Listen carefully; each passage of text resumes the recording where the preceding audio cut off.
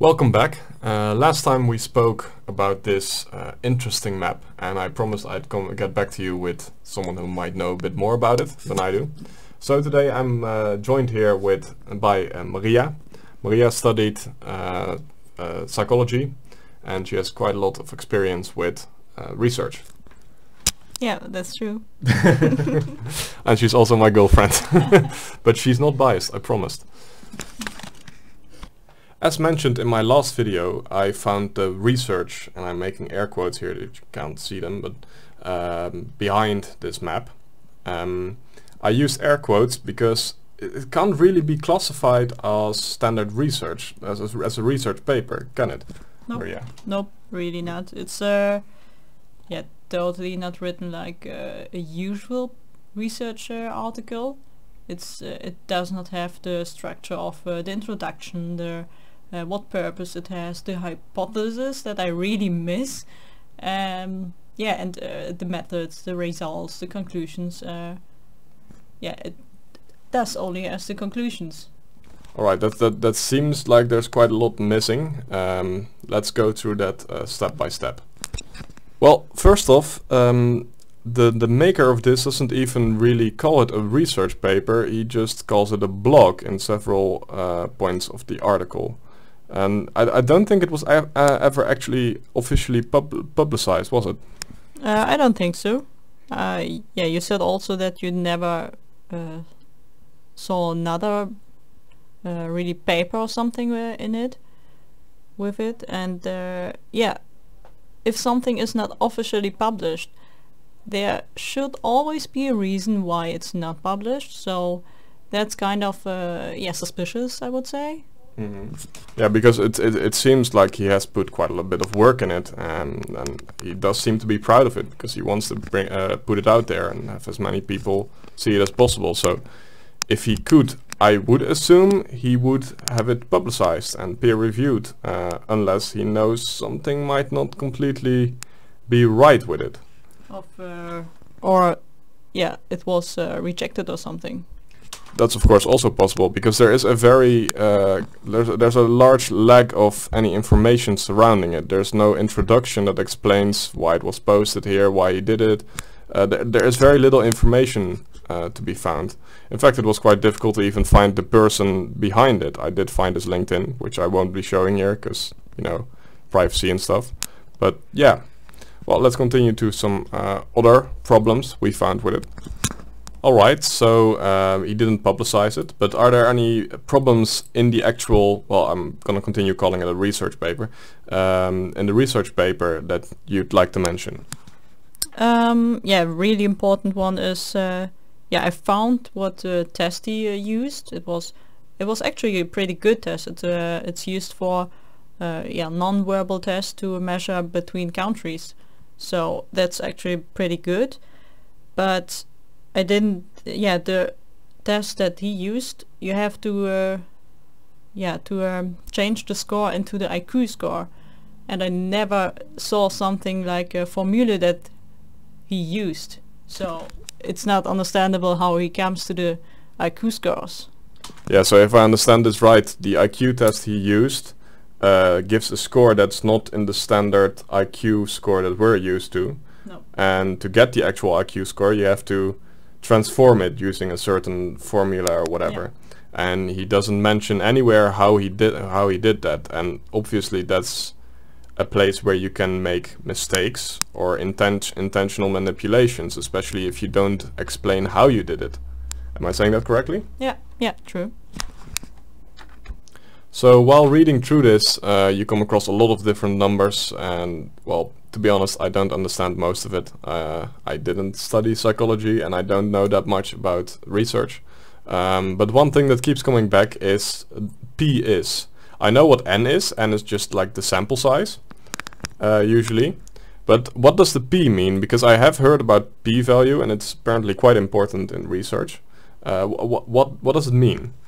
The p-value is what the researchers use to make a guess if what they found is reliable, or how are the chances to find the same thing again. So researchers agreed to see the value smaller than 0.05 as pretty reliable. That means that the chances that the results are found coincidentally are at 5% or smaller.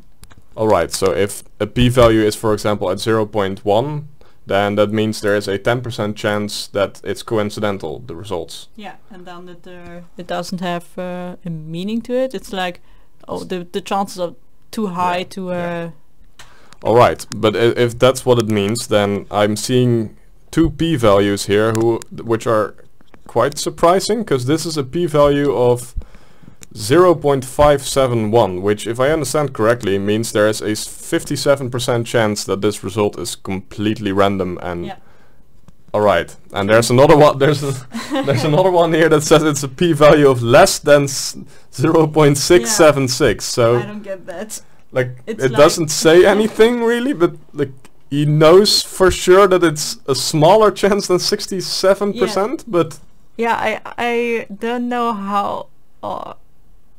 Where he studied, because it's not common to use that style. It's like, okay, this is okay, if it's higher than 0.05, then you say it how much it is.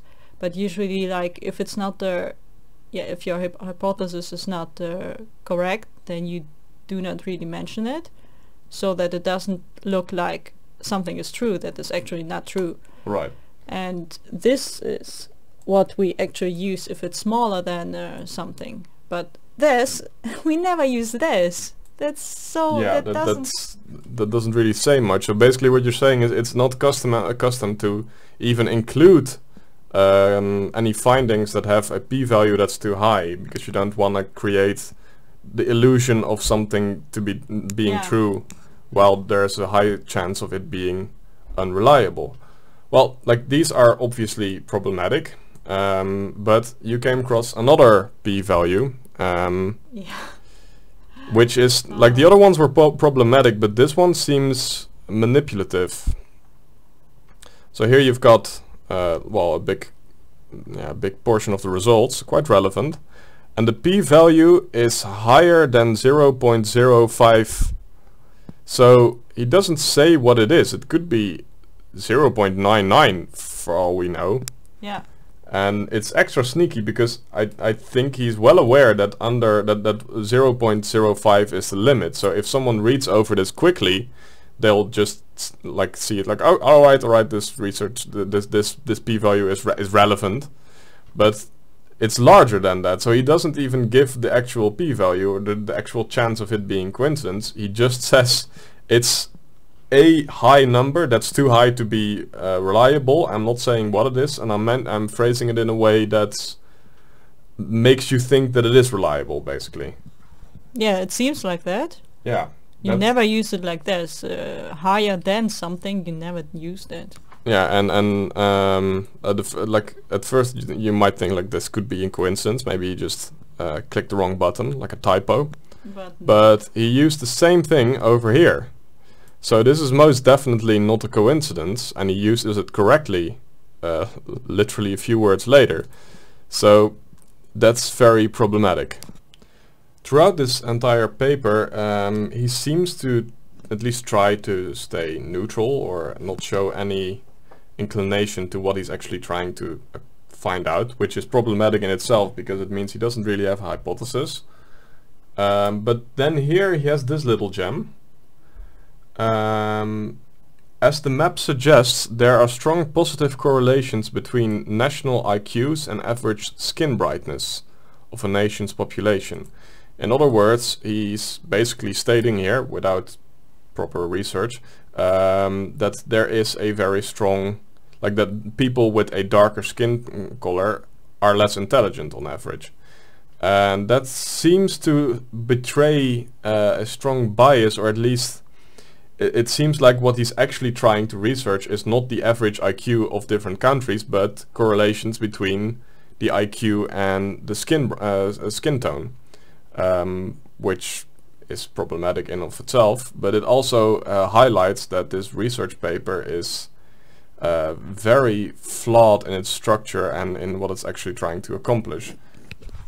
Do you have anything any thoughts about that?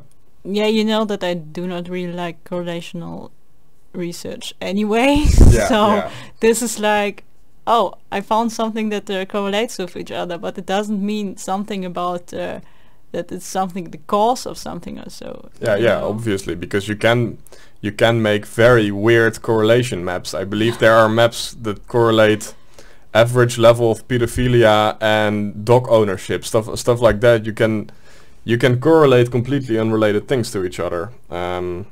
And well, to his credit, he doesn't literally say being black or having a dark skin makes you less intelligent, but like even mentioning the average skin brightness instead of, for example, mentioning how well developed the countries are, already shows a bias towards that. Do you agree with that? Yeah, also like a few sentence before he says many things that could be correlated with it, you know, like relations were found between national IQs and variables in the fields of education, cognitive outputs, etc., etc.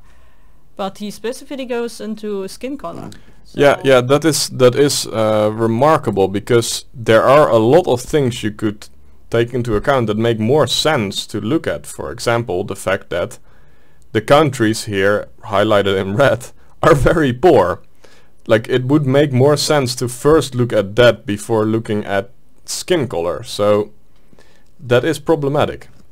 well, he does it a bit, like here, stronger economies, healthier, wealthier, but he doesn't use some numbers with it. Yeah, and the way he phrases it makes it seem like there is a causal relationship. On average, nations with higher IQs had stronger economies, instead of countries that have stronger economies generally come out with a higher IQ. Like, it seems to imply that this is caused by the higher IQ, which is a very controversial conclusion to make without proper research and argumentation. Alright, well, we're definitely having a lot of fun tearing into this piece, but we're already on quite a lot of minutes. So it's obvious this research, again, I wish air quotes were visible, is incredibly flawed. But just in theory, imagine if it wasn't flawed. What would this map actually mean? Like, what would it mean for an entire country to have an IQ of an average of 60? Yeah, that's I think it's not possible. It's really not possible. It's like the average is at 100. So the average of the global of every nation should be at 100. And if someone is have an IQ less than 80, they are handicapped. It's like physically or mentally handicapped, most of the people. So if someone is have a score of 60 or 70, it's like they couldn't live without help. And if the average of the country has it, it means that someone of many people does even have a lower score than 60. Yeah. So that's insane. Yeah, How because could that a nation could not exist like that. Yeah, and like you mentioned, at under 80 someone is handicapped. So the 20 points of IQ, that's a lot. That's the difference between a normal healthy person and a handicapped person.